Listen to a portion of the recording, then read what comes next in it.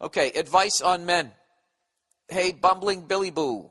I'll keep the question short to rescue you from the English language. Ba-da-bop-ba-da-bop. I get it. I suck at reading out loud. He goes, I'm a 20... Oh, she says, oh, my God. This is from a lady. I finally get a female to write in, and I trash her right out of the gate. I'm sorry, sweetheart.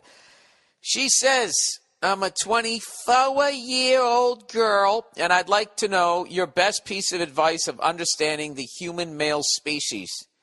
Many thanks, but at the same time, go fuck yourself. Well, I'm sorry. You got to be a little more specific. I'll give you basically, generally speaking, Jesus Christ, what do you want to know? I would basically, you want to learn how to communicate with them better. Yeah, so you're doing the right thing. You're asking another person. This is actually a very smart question. Rather than sitting around with your female friends just going, I know, right? What is that? God. You sit there at a fucking wine bar, whining. This is what you do. You go across enemy lines and you ask, a traitor like me to read from the playbook. All right, how guys communicate. I can't say that we just say what we're thinking, because we have liars and passive-aggressive people and meandering little man boys. But generally speaking, the thing that confuses us the most, I did a bit, I can't remember if I did it on the special, but one time I was driving with Nia, and I said, hey, I want to get a chocolate shake. We were going by this diner. And she freaks out. She's like, oh, my God, they make the best chocolate shakes. And I go, I know, right? And she goes, yeah. And she just goes, oh, my God, that they're so big. She just kept saying they're so big. And after a while, I'm thinking, fuck, how the fuck am I going to drink this whole thing? And then immediately just clicked on me. It's like, they're not big. They're standard size.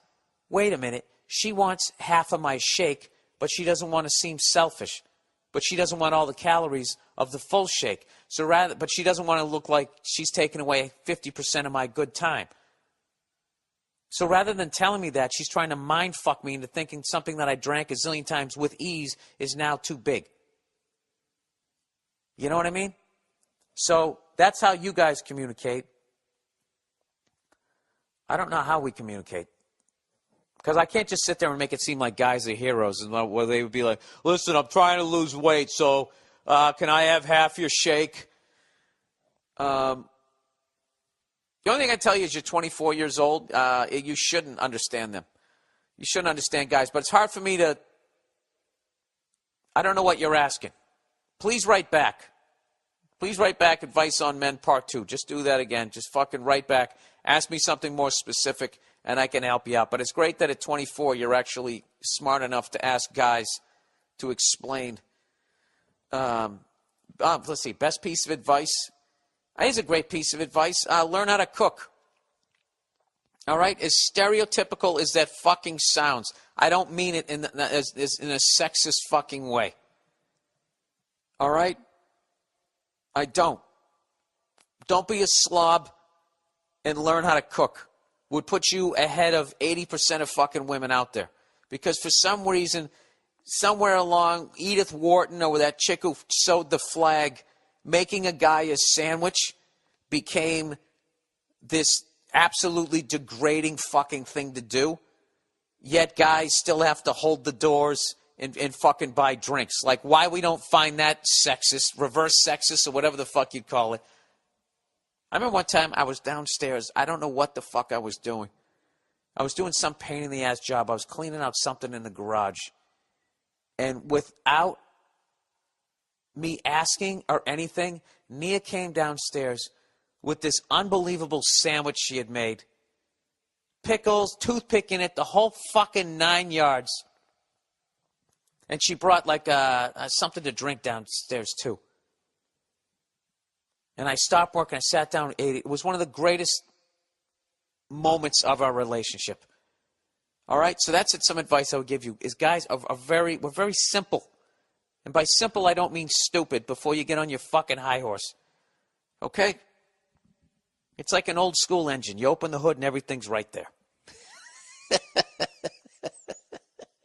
Rear wheel drive, it's not turned to the side, jammed into the compartment. None of that bullshit. It's just fucking basic. You just do that every once in a fucking while. Guys will think, I have a keeper. And all you're doing is making a fucking sandwich. And that doesn't mean that you shouldn't have the right to vote. It's fucking unreal. Cooking, and then you're not even cooking. All you're doing is just slapping shit together. You're building a little fucking food house. How difficult is that? That's what I don't understand. Like, I guess I kind of understand it, but like, cooking a meal for somebody is one of the greatest things you could ever do for them.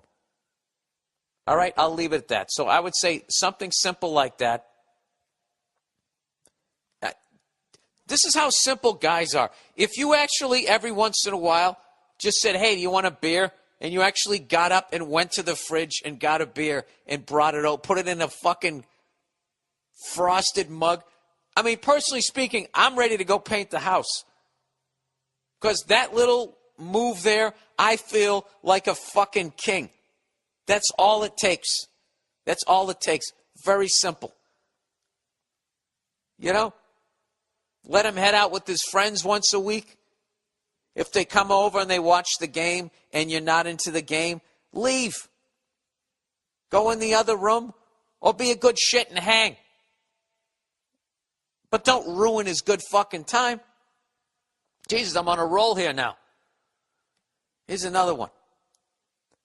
Try to limit the amount of horrific shit you're going to drag him to. Now, he's obligated to go to some of it, but he has to have, just set it up and just say, listen, there's a bunch of shit that you do that I'm not going to be into. All right? Like tailgating on a golf course, peeing in a porta potty before a football game that you don't give a shit about. I don't want to be there for that. So I get to tap out of that. All right? And then the guy, he gets to tap out of like, I don't know, like what have I tapped out of one time. Nia wanted to take me to somebody's birthday party. They were having some fucking, we're all going to dress like it's the gold rush or the fucking prohibition era. It's like, I don't want to fucking do that. And she gave me shit, and I was just, I don't want to do it. And she let me out of it, and we laughed about it. I actually went there without a costume. I made a deal. We made a deal. I think I told this story. I'm fucking punch drunk. Yeah, I never know what the fuck I'm talking about. I showed up and I didn't wear a costume, which was hilarious because every other guy was fucking dressed like Charlie Chaplin. And I show up in street clothes and they're looking at me like I'm a magician. And then I left early because that's right, because I would have watched the Celtics were playing the Lakers in the finals that year when we beat them. And I would have missed it if Nia wasn't so fucking cool. So that's what I would do. And if you actually do shit like that, you put yourself on this solid ground with the guy that you're with, where now there's no reason for him to be an asshole to you or be mean to you because you're being so nice to him. It really kind of works that way. It kind of feeds off each other. That's the best I can do without a specific question. All right? So there you go. And, fuck everybody who's going to say that, what I just said was sexist. Go fuck yourself. I don't think it's, you're on a date with your woman, you go and you open the car door for her. You still do that shit. If I can do that, you can go get me a fucking beer. Christ, it's a twist off. What, are you going to hurt your wrist? Yeah, something? That would be my advice. Stop acting like a kicker. You know how much it fucking annoys me that every time a kicker makes a tackle, he gets hurt? I just don't understand that. Jesus fucking Christ. Put some cream on it and get back out there and fucking throw your feet around.